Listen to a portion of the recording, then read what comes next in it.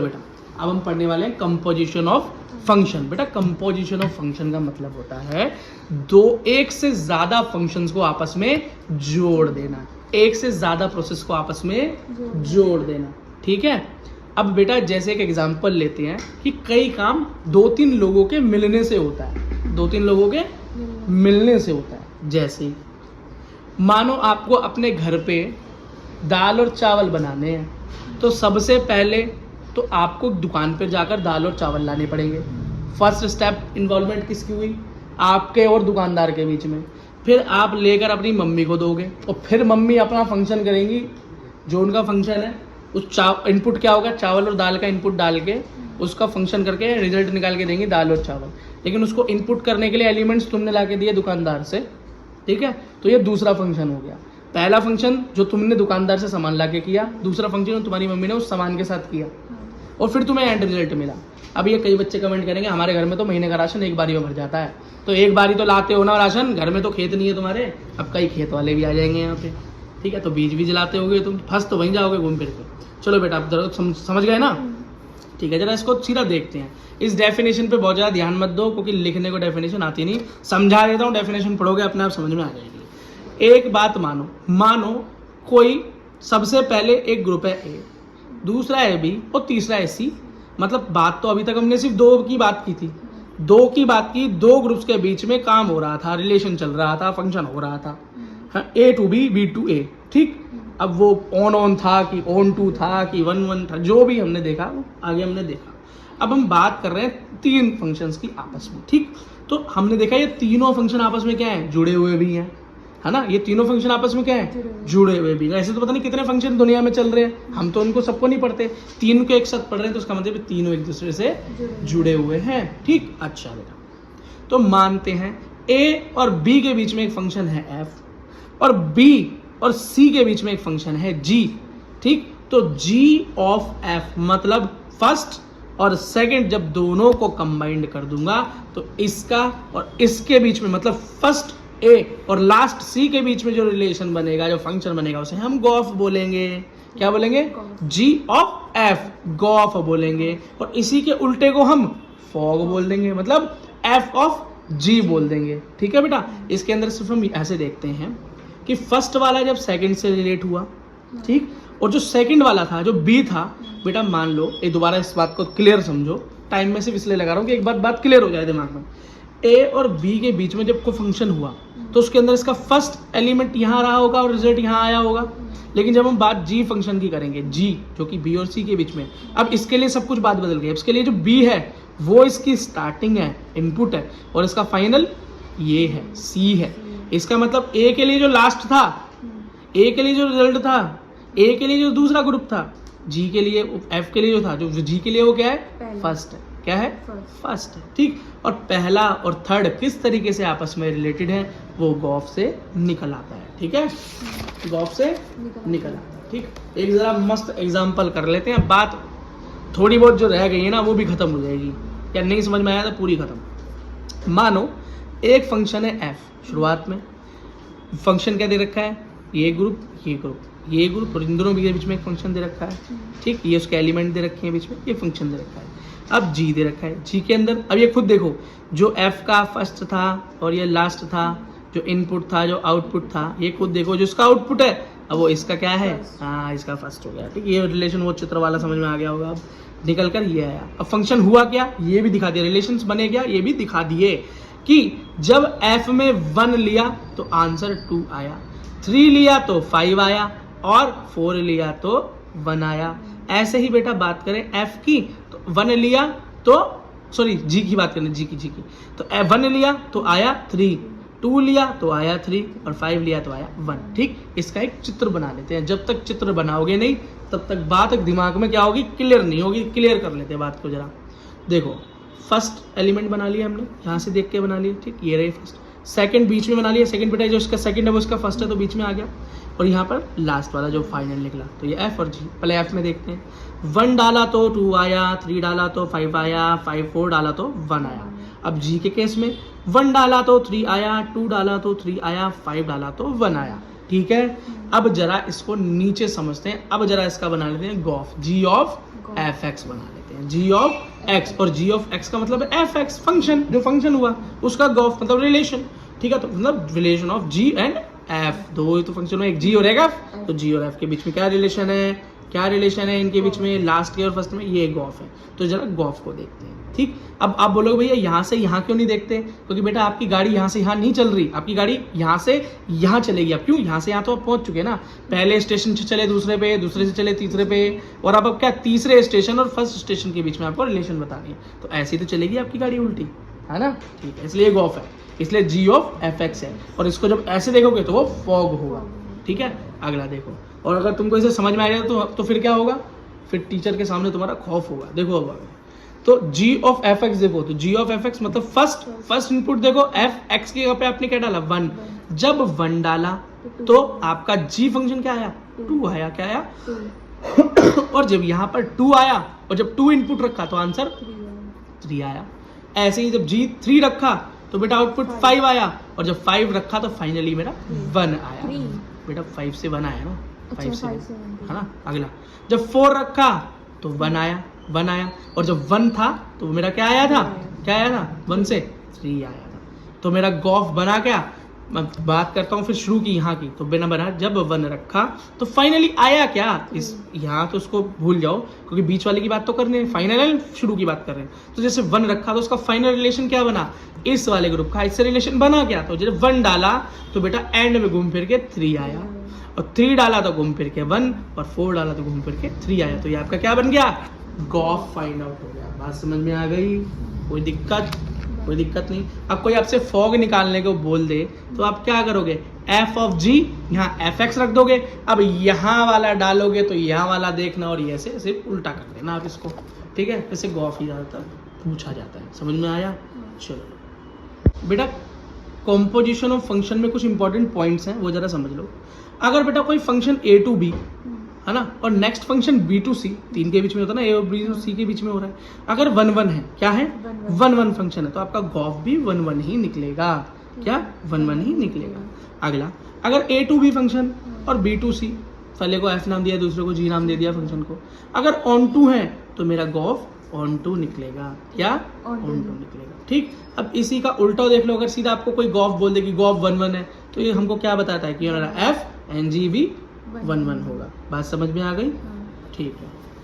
अगला देखो बेटा, इन्वर्टिबल फंक्शंस। क्या है बेटा, इन्वर्टिबल फंक्शंस। बेटा इन्वर्टिबल फंक्शन मतलब अपोजिट फंक्शन, मतलब उल्टा कब हो सकता है, एक गॉफ या एक फंक्शन उल्टा कैसे हो सकता है, क्या उल्टा कैसे हो सकता है, रिवर्स कैसे हो सकता है, तो बेटा उसकी कंडीशन है तभी हो सकता है। याद रखना, if f is invertible then f must be 1 1 and onto, and conversely if f is 1 1 and onto then f must be invertible। इसका मतलब हुआ बेटा, ठीक, तो बेटा इसका इन्वर्टिबल का मतलब है कि वो बाइजेक्टिव फंक्शन होना चाहिए। मतलब कोई फंक्शन अगर गॉफ है और उसका तुम्हें फॉग बनाना है, वो तभी पॉसिबल है जब फॉग या कोई फंक्शन क्या हो, 1 1 भी हो और ऑन टू भी हो। तो बेटा 1 1 फंक्शन वो फंक्शन होता है जिसके एलिमेंट में अगर मैं कोई इनपुट डालूं, मान लो ए और बी, ए डालूं तो 1 आए और बी डालूं तो 2 आए, मतलब कोई मैचिंग ना हो, ये ना हो ए डाल रहा हूं तो ए 1 भी आ रहा है और कभी किसी का 2 भी आ रहा है, मतलब एक इनपुट एक आउटपुट। और बेटा ऑन टू क्या होता है कि हमारा ये सेकंड जो ये हमारा अंडा दिखाई दे रहा है ना बेटा, इस ग्रुप का एक भी एलिमेंट छूटना नहीं चाहिए। अगर ऐसी बात हो जाए तो वो ऑन टू फंक्शन होता है, और 1 1 और ऑन टू दोनों हो जाए तो वो बाइजेक्टिव होता है। अगर वो बाइजेक्टिव है तो वो इन्वर्टिबल है, और नहीं तो वो इन्वर्टिबल नहीं है। बेटा इस बात में और ज़्यादा क्लैरिटी लाने के लिए एग्जाम्पल कर लेते हैं। पूछा है कि बताओ भैया इन्वर्स है या नहीं, इस फंक्शन का इन्वर्स हो सकता है या नहीं। फंक्शन क्या है, फंक्शन दे रखा है बेटा ये टू ये कि भैया इनपुट जब डाल रहा हूँ 1 और आ रहा है 10, 2 डालो तो भी 10, 3 डालो तो भी 10, 4 डालो तो भी 10 आ रहा है, इसका फिगर बनाओ। तो बेटा फिगर क्या है, इनपुट 1 2 3 4 और आउटपुट क्या है 10। 1 डालो तो 10, 2 डालो तो 10, 3 डालो तो 10, 4 डालो तो 10। तो ये 1 1 फंक्शन है नहीं, क्यों बेटा 1 1 फंक्शन का मतलब है एक इनपुट एक आउटपुट। मल्टीपल इनपुट्स के एक सिंगल आउटपुट हो ही नहीं सकता, तो 1 1 तो है नहीं। पर हाँ ऑन टू तो है, एक भी एलिमेंट यहाँ रुका नहीं, एक भी एलिमेंट यहाँ पर बचा नहीं, छूटा नहीं, एक ही है वैसे तो ऑन टू तो है लेकिन 1 1 नहीं। तो कंडीशन तो भैया मुझे दोनों की चाहिए, 1 1 भी होना चाहिए और ऑन टू भी होना चाहिए। तो क्या हो गया, इज नॉट अ इनवर्स, इसका कोई इनवर्स नहीं हो सकता। अगली कंडीशन क्या है भाई, फंक्शन दे रखा है जी 5 6 7 8, इन आउटपुट दे रखे हैं 1 2 3 4, किस तरीके से दे रखे हैं यहाँ पर बता रखा है कॉम्बिनेशन, 1 डाल रहा हूँ तो 4, 6 डाल रहा हूँ तो 3, 7 डाल रहा हूँ तो 4, 8 डाल रहा हूँ तो 2 आ रहा है। इसका फिगर बना लिया हमने, फिगर इनपुट और आउटपुट का।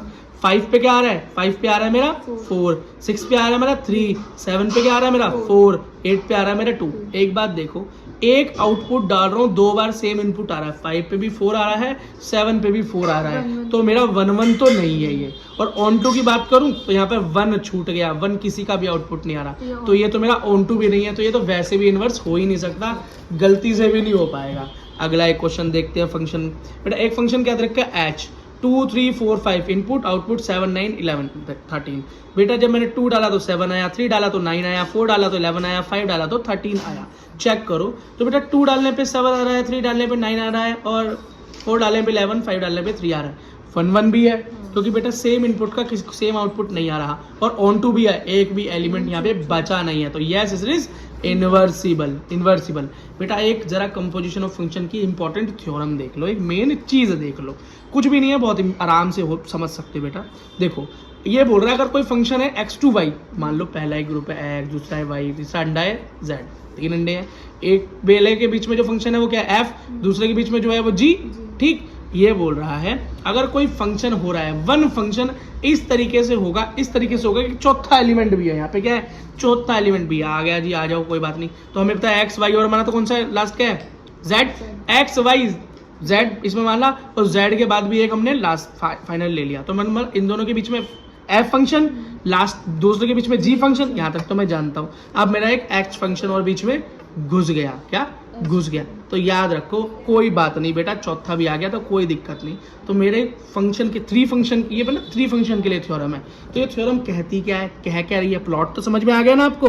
तो ये कह रही है एच ऑफ जी एफ, सबसे पहले आपने क्या लिखा है गॉफ निकाला, आप गॉफ ही निकालते थे ना बेटा, 3 के बीच में क्या निकालते थे, गॉफ ही तो निकालेंगे, क्या जी ऑफ एफ एक्स, मतलब जी से एफ की तरफ जाएंगे, जी से एफ की तरफ रिलेशन जो निकालेंगे हम, वो हो गया हमारा गॉफ। और उसके साथ अगर मैं जोड़ दूं, अब ये फोर्थ भी आ गया ना, अब गाड़ी कैसे चलेगी, पहले यूं फिर यूं और फिर यूं, तो बेटा हम कैसे निकलेंगे एच ऑफ गॉफ, एच ऑफ गॉफ निकालेंगे आपको, कि इसको भी रिलेशन करेंगे, वो किसके बराबर होगा, अगर मैं इसको उल्टा कर दूं, क्या कर दूं, उल्टा कर दूं, क्या कर दूं एच ऑफ जी और इसका एफ ये वाला बाहर कर दूं, कोई दिक्कत नहीं है बेटा। देखो ना क्या लिखा है H of G of F of गॉफ। अब क्या किया हमने, एच ऑफ और जी को एक साथ ले लिया और ओ एफ को बाहर कर दिया, एक ही बात तो हुई। अब मैंने क्या किया, इनको साथ ले रखा था, इसको अलग लिया था, अब अगर इसको साथ ले लूंगा तो इसको अलग कर देंगे, क्योंकि बेटा हम ले तो 3 को एक साथ सकते हैं, चौथे को साथ जोड़ सकते हैं, यही हमारा थ्योरम था। देखो भाई बाइनरी ऑपरेशन समझो, क्या समझो बाइनरी ऑपरेशन,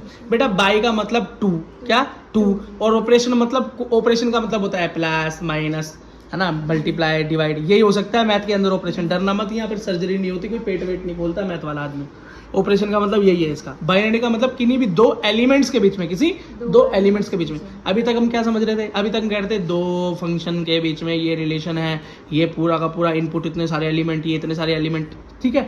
अब हम क्या देखेंगे, सिर्फ 2 एलिमेंट्स के बीच में क्या रिलेशन है, 2 एलिमेंट्स के बीच में क्या रिलेशन है, क्या ऑपरेशन हो रहे हैं, प्लस माइनस मल्टीप्लाई डिवाइड, ये सब पढ़ेंगे, ठीक है बेटा, और कुछ भी नहीं है। तो एडिशन सब्सट्रैक्शन मल्टीप्लिकेशन, यही क्या है बाइनरी फंक्शंस हैं, बाइनरी फंक्शंस हैं। ठीक, अगला बेटा एक चीज याद रखना, अब ये कह क्या रहा है क्या भाई, है क्या कुछ, अब जरा समझाओ तो सही। देखो बेटा एक चीज समझो, अब बाइनरी फंक्शन में एक चीज याद रखना कि 2 सेम तरह के एलिमेंट ही आपस में बाइनरी फंक्शन परफॉर्म करते हैं, मतलब नेचुरल नेचुरल से करेगा, रियल रियल से करेगा, इंटीजर इंटीजर से करेगा, है ना, रेशनल रेशनल से, इरेशनल इरेशनल से करेगा। और बेटा आउटपुट जो भी आए, चाहे बीच में प्लस हो रही हो, चाहे प्लस में माइनस हो रहा हो, चाहे मल्टीप्लाई हो रहा हो, चाहे डिवाइड हो रहा हो, आंसर निकल करके आएगा मेरा।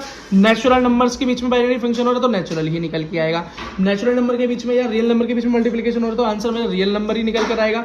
आपको बात समझ में आ गई। देखो बेटा एक चीज ध्यान रखना, डिवीजन जो होता है बाइनरी फंक्शन या बाइनरी ऑपरेशन में नहीं होता रियल नंबर के केस में। क्यों बेटा रियल नंबर के केस में डिवीजन क्यों नहीं काम कर पाता? देखो बेटा दिमाग लगाओ थोड़ा सा, एक चीज देखो बेटा, रियल नंबर्स होते क्या है, एक कॉपी दिखाओ।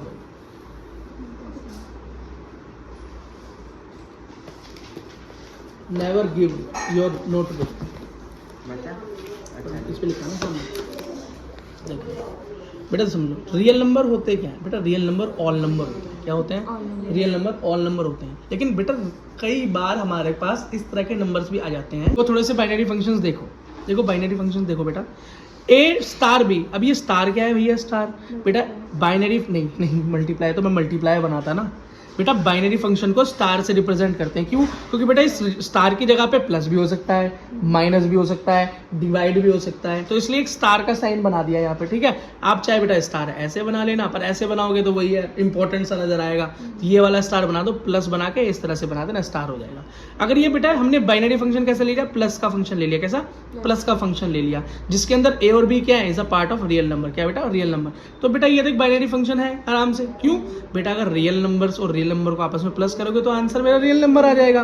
तो ये एक बाइनरी फंक्शन है, प्लस एक या एडिशन एक बाइनरी फंक्शन है। अगला ए स्टार बी माइनस ले लूं, क्या माइनस ले लूं? तो ए और बी अगर रियल नंबर के पार्ट हैं तो मेरा बाइनरी फंक्शन है या नहीं? बिल्कुल, ये मेरा एक बाइनरी फंक्शन होगा, आराम से वही का वही निकल के आएगा। लेकिन बेटा बात करें मल्टीप्लाई की, तो वहां भी उस केस के अंदर मेरा ए मल्टीप्लाई बी हमेशा एक रियल नंबर आएगा। लेकिन अगर मैं डिवाइड करता हूं, क्या करता हूं? डिवाइड करता हूं, तो बेटा इस केस के अंदर मेरा काम नहीं हो पाएगा। सिर्फ एक ही कंडीशन में हो सकता है, रियल नंबर केस ओनली। कब? b इज इक्वल टू अगर जीरो हो जाए। क्या हो जाए? जीरो हो जाए। तो बेटा जीरो आ गया ना, अगर डिनोमिनेटर मेरा जीरो हो गया तो डिवाइड के केस में तो काम नहीं किया ना। डिवाइड कर, तो ये बस इतना सा याद रखो कि भैया रियल नंबर के केस में डिवीजन जो है, भाग जो है, मेरा बाइनरी फंक्शन नहीं है। बात खत्म। इतनी सी बात बेटा याद कर लो, ठीक है। एग्जाम्पल मैंने दिखा दिया, कोई नहीं पूछेगा, सिर्फ हमें ये बात हमारे दिमाग में याद होनी चाहिए, ठीक। अच्छा, division is binary operation on set. बेटा आर में हमेशा कब, किस कंडीशन में क्या होगा? डिवीजन एक बाइनरी फंक्शन हो सकती है। किस कंडीशन में हो सकती है? कि भैया नीचे मेरा नॉन जीरो नंबर हो, नॉन जीरो रियल नंबर हो। जीरो छोड़ के सारे रियल नंबर के लिए डिवीजन भी क्या है? बाइनरी फंक्शन बन जाएगा। बस जीरो के केस में गड़बड़ है, बाकी किसी केस में गड़बड़ नहीं है। अगला देखो बेटा, सब्सट्रैक्शन एंड डिवीजन किस केस में? नेचुरल नंबर के केस में। अब नेचुरल नंबर क्या होते हैं बेटा? 1 2 3 4 5, ये सब क्या है? नेचुरल नंबर है। पॉजिटिव सारे नंबर 1 से स्टार्ट होते हैं। अब सब्सट्रैक्शन और डिवीजन बेटा यहाँ पर काम नहीं करता, करके देख लेते हैं। अब तो प्लस और मल्टीप्लाई काम करता है, बिल्कुल बेटा। अगर दो नेचुरल नंबर को मैं प्लस करूंगा तो मेरा नेचुरल नंबर ही निकल के आएगा, ठीक। जैसे कि 1 + 2 = 3 इज अ नेचुरल नंबर। अगर दोनों को मल्टीप्लाई कर दूं, 1 × 2 = 2 इज अ नेचुरल नंबर। लेकिन इन केस ऑफ सब्सट्रैक्शन वो ये काम नहीं करेगा। जैसे ए स्टार बी के अंदर ए माइनस बी, जहाँ पे ए और बी नेचुरल नंबर के पार्ट थे, फिर नहीं काम करेगा। देखो कैसे, अगर मैं यहाँ ले लूँ 1 - 2, आंसर मेरे क्या आया? -1। क्या आया? -1। तो मेरा 1 भी नेचुरल नंबर, 2 भी नेचुरल नंबर, लेकिन -1 कोई नेचुरल नंबर है नहीं। ये मेरा एक क्या है? इंटीजर हो गया। तो इस केस में मेरा एक बात फेल हो गई। डिवीजन में भी यही होगा बेटा। डिवीजन में मैंने क्या ले लिया? 1/1 ले लिया, मान लो 2। तो बेटा मेरा जो आंसर निकल के आएगा 0.5 निकल के आएगा, नहीं आएगा?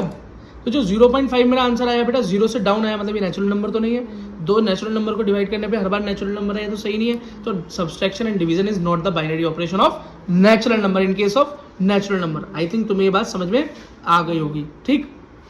अच्छा बेटा, अब एक चीज देखो बेटा, सबसे पहली बाइनरी ऑपरेशन की कुछ प्रॉपर्टीज भी होती हैं बेटा। पहली प्रॉपर्टी है कम्यूटेटिव प्रॉपर्टी। कौन सी?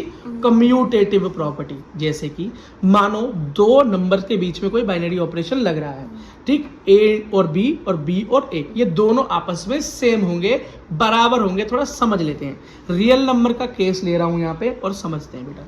ये कम्यूटेटिव प्रॉपर्टी चेक करते हैं। जैसे कि ए स्टार बी अगर मैं प्लस मानूं, क्या मानूं? प्लस ले लूं पहले केस में, तो ए प्लस बी मेरा अगर रियल नंबर के केस में मानूं तो ये क्या है? कम्यूटेटिव प्रॉपर्टी है। क्यों? खुद देखो बेटा, अगर एक रियल नंबर ले लेता हूँ, दूसरा ले लेता हूँ 1, तो आंसर आया 3। और अगर मैं लूँ इसको ही 1 + 2 ले लूँ तो बात तो एक ही है। बात तो एक ही है। लेकिन बेटा ये चीज कहाँ फेल हो सकती है हमारी? ये चीज हमारी नेगेटिव में फेल हो सकती है, माइनस में फेल हो सकती है। तो सिर्फ प्लस कम्यूटेटिव प्रॉपर्टी को फॉलो करेगा, ये नहीं करेगा। क्यों बेटा? अगर 2 - 1 करूंगा तो मेरा क्या आएगा? 1।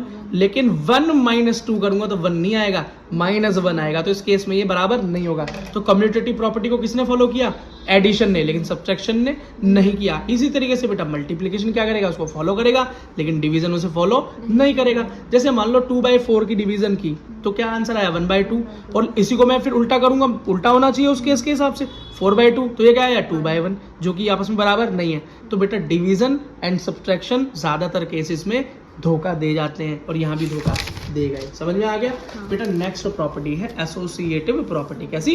Associative property. एसोसिएटिव प्रॉपर्टी का मतलब क्या है? यहाँ पर मान लो कोई 3 नंबर है, क्या? ए, बी और सी है। अगर ए और बी की आपस में कोई बाइनरी फंक्शन हो रही है तो बेटा उन दोनों को परफॉर्म कर लो और सी के साथ भी परफॉर्मेंस कर लेना जो आंसर इन दोनों का है, और इसको अलग करो, ए को बाहर करो और बी और सी को, तो बी और सी के बीच में वो बाइनरी फंक्शन परफॉर्म कर लेना और फिर ए के साथ करना, तो आंसर हमेशा सेम आएगा। बेटा याद रखना ये बात, एडिशन में तो सही है, मल्टीप्लिकेशन में भी काम कर जाती है, लेकिन सब्सट्रैक्शन और डिवीजन में ये फेल हो जाती है। क्या हो जाती है? फेल हो जाती है। समझ में आया?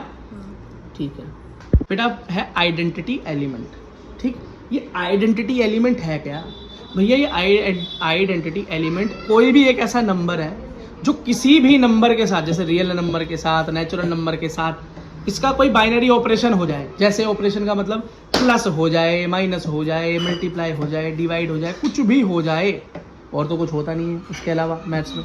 तो जो भी हो जाए, नंबर वही का वही आ जाए, नंबर वही का वही आ जाए। जैसे कि मान लो एक नंबर है 1 और मैंने 1 क्या है, इज अ नेचुरल नंबर है, उस 1 के साथ मैंने 0 की मल्टीप्लाई कर दी। किसकी? 0 की मल्टीप्लाई कर दी, तो मेरा आंसर क्या आया? 1 या 0?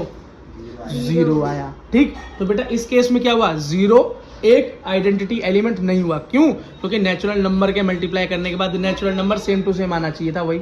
अब अगर मैं 1 + 0 कर दूं तो 1 + 1 + 0 कर दूं तो बेटा प्लस के केस में ये मेरा 0 क्या हो गया? आइडेंटिटी एलिमेंट हो गया। क्यों? क्योंकि मैंने जब 1 के साथ 0 को प्लस किया तो मेरा आंसर 1 आ गया, वही आ गया, आइडेंटिटिकल आ गया, आइडेंटिटी आ गया। आइडेंटिटी का मतलब होता है सेम। तो कोई भी एक ऐसा नंबर किसी भी नंबर के साथ जोड़ा जाए या घटाया जाए या मल्टीप्लाई किया जाए, डिवाइड किया जाए, जिससे मुझे वही का वही नंबर मिल जाए, तो क्या हो जाएगा? वो मेरा आइडेंटिटी एलिमेंट हो जाएगा। तो 0 मेरा क्या है? आइडेंटिटी एलिमेंट है इस केस में। बात समझ में आई? तो बेटा एक बार फिर बता देता हूं, कोई भी ऐसा नंबर जिसके जोड़ने या घटाने से कोई फर्क नहीं पड़े, वही का वही रहे, वही का वही रहे। जैसे कुछ बेटा क्लास में ऐसे बच्चे होते हैं, उन्हें कितने भी क्लास पढ़ा लो, वो उनका लेवल क्या रहता है? वही का वही रहता है, वही का वही रहता है। तो उन बच्चों के लिए वो क्लास क्या है? आइडेंटिटी एलिमेंट है। उस तरह के बच्चों के लिए वो क्लास क्या हो गई? आइडेंटिटी एलिमेंट हो गई। क्यों? उन बच्चों के दिमाग की वैल्यू में कोई चेंज नहीं आया, उस क्लास ने भी उन बच्चों के दिमाग पे कोई असर किया? 1% भी हल नहीं किया। जैसे बच्चे अंदर गए वैसे के वैसे ही बाहर आ गए, कोई दिमाग में चेंज नहीं आया, कुछ समझ में नहीं आया या समझना नहीं चाहा, अपनी अपनी बात बनाकर वापस आ गए। तो वो क्लास उन बच्चों के लिए क्या हो गई? आइडेंटिटी एलिमेंट हो गई। बात समझ में आ गई? तो बेटा यहाँ पर मैंने आपको बता दिया कि ए के बीच में किसी ई को मैं ई से डिनोट कर रहा हूँ, आइडेंटिटी एलिमेंट को। कोई भी बाइनरी फंक्शन स्टार से मतलब बाइनरी फंक्शन परफॉर्म किया तो मेरा आंसर क्या? ए आ गया, कोई चेंज नहीं आया ए में। क्या है आंसर? ए ही आ गया है। ये कम्यूटेटिव भी है। क्या कम्यूटेटिव भी है? मतलब ए को भी से मल्टीप्लाई कर दो या प्लस कर दो या डिवाइड कर दो या जो भी बाइनरी फंक्शन कर दो और उसको उल्टा भी परफॉर्म कर देना तो आंसर वैसा ऐसा ही आएगा। समझ में आ गया बेटा? ठीक है, अगला देखो, इसमें याद रखना 0 इज द आइडेंटिटी या आइडेंटिकल या identity element for addition operation in real number. Real number के केस में एडिशन में 0 क्या है? एक आइडेंटिटी या आइडेंटिटी एलिमेंट या आइडेंटिकल एलिमेंट है। कैसे? खुद देख लो। मान लो वही 2 मेरा एक रियल नंबर है और उसको मैं एडिशन कर रहा हूँ, एडिशन की तो बात कर रहा है ना रियल नंबर में, 0 से, तो क्या आंसर आएगा? 2। तो सेम आंसर आ गया ना, आंसर सेम आना, मतलब सेम एलिमेंट वापस आ जाना चाहिए बाइनरी ऑपरेशन करने के बाद भी। तो 0 मेरा क्या है? आइडेंटिटी एलिमेंट है इन केस ऑफ एडिशन और इन रेशनल नंबर। बात बढ़िया है। But 0 is not identical for addition on natural number. क्या? On natural number. क्यों? 0 में क्यों नहीं होगा बेटा? होना तो चाहिए ना। मान लो 1 है मेरा नेचुरल नंबर और उसके साथ मैंने 0 लगाना, तो आंसर मेरा क्या आएगा? 1। तो ये तो नेचुरल नंबर ही आ गया। तो फिर इस केस में क्यों नहीं हुआ? क्योंकि आप क्लास में ध्यान नहीं दे रहे हो। 0 is not a natural number, तो जुड़ कैसे जाएगा? इतनी ध्यान से बात सुन रहे, मेरे समझ नहीं आ रहा, ये नहीं देख रहे इसमें 0 जुड़ रहा है। अबे 0 तो नेचुरल है ही नहीं। इतना दिमाग लगा रहे उसमें, सुन मैंने पता नहीं क्या अंतर आने वाला है। देखो अगले देखो देखो I is identity element for multiplication और R। बेटा रियल नंबर में अगर मल्टीप्लाई भी कर दोगे तो 1 क्या आइडेंटिकल ही रहेगा। अरे मेरा 2 कोई रियल नंबर है, 1 से मल्टीप्लाई कर दूंगा तो आंसर तो मेरा 2 का 2 ही आ जाएगा। तो 1 क्या हो गया मल्टीप्लीकेशन के केस में, रियल नंबर के केस में क्या है मेरा आइडेंटिटी एलिमेंट है। आई होप आपको बात समझ में आ गई होगी। देखो बेटा इनवर्स एलिमेंट, क्या इनवर्स एलिमेंट। बेटा इनवर्स एलिमेंट बताने से पहले ना एक चीज याद रखो, हम इससे पहले समझते थे एडिटिव इनवर्स और मल्टीप्लिकेटिव इनवर्स, ये सब हम पढ़ के आए हैं। बेटा एडिटिव इनवर्स क्या होता है, किसी भी नंबर में उसी का इनवर्स उल्टा करके या उसका साइन चेंज करके जोड़ दो तो आंसर मेरा 0 आ जाता है। या कोई भी ऐसा नंबर जिसके जोड़ने पे आंसर 0 हो जाए, क्या हो जाए आउटपुट 0 निकल के आए, वो एडिटिव इनवर्स हो जाए। और अगर मल्टीप्लाई करने पे किसी एलिमेंट में किसी एलिमेंट की मल्टीप्लाई करने पे आंसर मेरा 1 आ जाए, क्या जाए 1, तो उसे हम मल्टीप्लिकेटिव इनवर्स बोलते हैं। तो इनवर्स का बेटे मैंने तुमको क्या समझा दिया, एक सिस्टम समझा दिया, ठीक। अच्छा बेटा ये क्या है, इनवर्स एलिमेंट का एक वो दिखा रखा है, फॉर्मूला कह लो या फॉर्मेशन कह लो, है ना, किस तरीके से बनता है। मान लो ए कोई एलिमेंट है, बी कोई एलिमेंट है, इन दोनों के बीच में क्या चल रहा है, बाइनरी ऑपरेशन चल रहा है, स्टार से परफॉर्म किया तो आगे मेरा आंसर क्या है, एक आइडेंटिटी एलिमेंट आया, ये मतलब आइडेंटिटी एलिमेंट। और सेम इसको मैं उल्टा भी कर दूं, बी टू ए कर दूं, तभी मेरा वो वही का वही आएगा। अब बोलोगे भैया कुछ समझ नहीं आया ये तो। देखो बेटा अगर मैं एक ऑपरेशन लेता हूँ एग्जांपल एडिशन का, किसका लेता हूँ एडिशन का, किसमें रियल नंबर में, एडिशन का किसमें रियल नंबर में, कैसा लूंगा इनवर्स वाला लूंगा सिस्टम, इसलिए तो इनवर्स ऊपर समझा के नीचे आया हूँ इनवर्स वाला। मान लो मेरा एक एलिमेंट है ए, इसको मैंने किससे जोड़ा, किससे जोड़ूंगा इनवर्स करने के लिए, -a से जोड़ूंगा, तो मेरा आंसर क्या आएगा 0। तो बेटा जो मेरा 0 निकल के आया ये मेरा आइडेंटिटी एलिमेंट है, क्या है आइडेंटिटी एलिमेंट है। और याद करो इससे पहले हम क्या सीख के आए थे कि बेटा 0 रियल नंबर के केस में एक आइडेंटिटी एलिमेंट होता है, एडिशन जब करते हैं। क्यों, याद करो अगर 1 मेरा रियल नंबर है, इसमें मैं 0 जोड़ दूं तो मेरा आंसर 1 ही तो आ जाएगा। तो 0 मेरा क्या हुआ आइडेंटिटी एलिमेंट हुआ। क्यों, क्योंकि बेटा इसके जोड़ने से रियल नंबर के केस में कोई फर्क नहीं है। याद मत ये मत कहना रियल का रियल आना चाहिए, नहीं बेटा सेम एग्जैक्ट वही का वही नंबर आना चाहिए, साइन भी चेंज नहीं होना चाहिए, 1 का 1 ही आ गया। तो बेटा हम वापस देखें, जब वापस देखें तो इस केस में आया क्या, वही चीज हमने उल्टी प्रूफ कर दी, ये कह सकते हो तुम, क्या वही चीज हमने क्या कर दी उल्टी प्रूफ कर दी, तो यही इनवर्स निकल के आ गया। वो जो इससे पहले हमने किया था उसी का हमने क्या किया था रिवर्स से कर दिया, क्या कर दिया रिवर्स कर दिया कि ए और बी के बीच में एडिटिव, अगर एडिशन की बात हो तो एडिटिव इनवर्स कर देना, यहाँ मल्टीप्लिकेशन हो जाए तो देखो तो मल्टीप्लिकेशन के केस में क्या होगा। और बेटा ये 2 ही केस में प्रूव हो सकता है, क्योंकि सब्सट्रैक्शन और डिवीजन इन दोनों के केसेस में बेटा इनवर्स पॉसिबल नहीं हो सकता। क्यों, क्योंकि बेटा एडिशन और डिवीजन सब्सट्रैक्शन और डिवीजन फॉलो ही नहीं करता आइडेंटिटी एलिमेंट का कॉन्सेप्ट। और जिसको ये समझ नहीं आ रहा वो बेटा आइडेंटिटी एलिमेंट को दोबारा देख ले एक बारी वीडियो को। आइडेंटिटी एलिमेंट को वो डिफाइन ही नहीं करता, होता ही नहीं, निकल के नहीं आता माइनस में और डिवीजन में। ये बात उनको समझ नहीं आ रही होगी जिन्होंने वीडियो नहीं देखी, तो देख लो। अगला जब डिवीजन करा, मान लो ए का डिवीजन मैंने इसके दिया उल्टा करके, मल्टीप्लिकेटिव इनवर्स का क्या मतलब होता है कि ऐसे नंबर से मल्टीप्लाई कर दो कि 1 आ जाए, तो 1/2 ए टू ए कैंसिल आ गया 1, तो 1 इस केस में क्या है आइडेंटिटी एलिमेंट निकल कर आया, ठीक। और ये ए का क्या निकल कर आया मल्टीप्लिकेटिव इनवर्स, तो ए का मल्टीप्लिकेटिव इनवर्स क्या है 1/a। और इस केस में एडिटिव इनवर्स क्या था ए का -a, समझ में आ गया, ठीक है बेटा। बस यही था। कुछ क्वेश्चंस कर लेते हैं, ये पूछ रहा है बाइनरी ऑपरेशन है या नहीं, चेक करना है कि बाइनरी ऑपरेशन है या नहीं। तो बाइनरी ऑपरेशन किस में बता रखा है, Z+ मतलब पॉजिटिव इंटीजर्स की बात कर रहा है, इंटीजर वो भी कैसे पॉजिटिव होने चाहिए। अब क्या दे रखा है स्टार, बाइनरी ऑपरेशन क्या दे रखा है, 2 एलिमेंट ए और बी, इन दोनों के बीच में ऑपरेशन दे रखा है माइनस का, किसका माइनस का। तो कह रहा है चेक करो अगर 2 पॉजिटिव इंटीजर्स के बीच में माइनस को रखूं तो क्या वो हर बार एक पॉजिटिव इंटीजर ही देगा। चेक करते हैं, मान लो एक 1 ले लिया, एक मैंने -2 ले लिया, नहीं भाई -1 आ गया, फेल हो गया, तो ये वाला बाइनरी ऑपरेशन नहीं है। अगला देखो मल्टीप्लिकेशन में देख लेते हैं, ए और बी मल्टीप्लिकेशन में देख लेते हैं। तो 2 इंटीजर्स को मैं तभी मल्टीप्लाई करूं मेरा एक इंटीजर ही आएगा, वो भी पॉजिटिव ही आएगा, ठीक।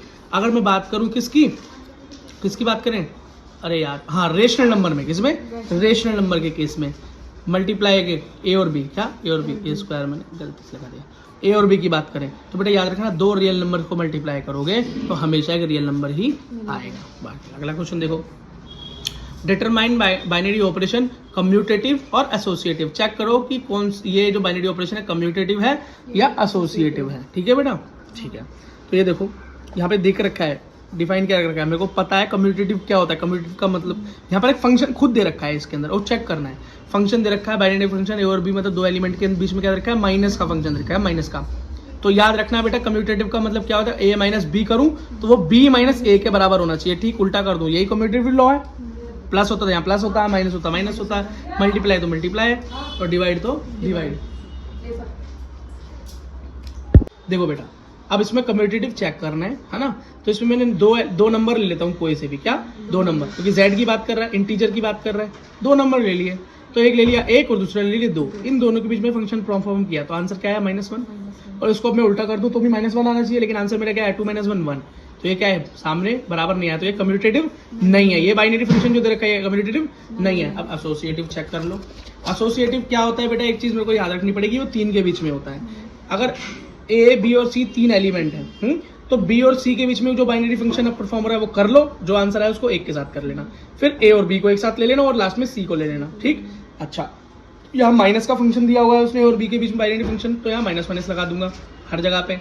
जहाँ पे बाइनरी फंक्शन का स्टार्ट था वहाँ माइनस लग गया। एक नंबर मैंने 1 लिया, दूसरा मैंने 2, तीसरा मैंने 3 ले लिया। तो बेटा 1 - 2 - 3, तो 2 - 3 को पहले कर लो, क्या आया 1, और माइनस का 1, और माइनस का 1 क्या हुआ, माइनस प्लस 2, क्या आया 2। बेटा मेरे यहाँ भी 2 आना चाहिए, अगर यहाँ भी मेरा 2 हो गया तो मेरा काम हो गया। ये मेरा क्या हुआ, a - b - c, मतलब 1 - 2, 1 - 2 क्या -1, -3 माइनस प्लस माइनस का 4, सेम नहीं है, तो ये एसोसिएटिव भी नहीं हुआ।